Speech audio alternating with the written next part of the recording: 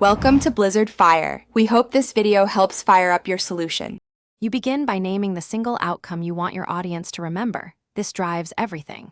Once done, pick 1-3 clear goals and match each goal to 2-3 datasets that directly prove your point, so you avoid drowning in data.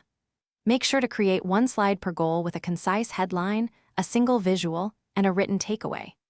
This first step speeds decisions later, because direction reduces choices and keeps your presentation tight and persuasive. You now assemble visuals that answer questions rather than decorate. Once visuals are drafted, pick chart types that fit the analysis.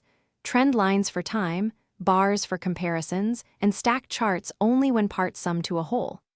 Make sure to annotate with a single headline, a one-sentence insight, and a clear next step on each slide.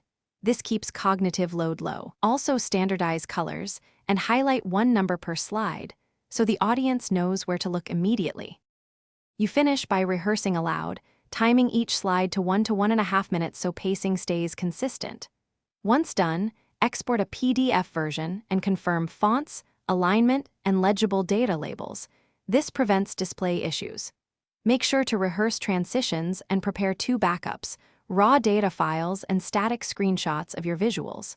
If something breaks during the presentation, switch to the screenshots and narrate the analysis. This keeps credibility intact and buys time to resolve live problems.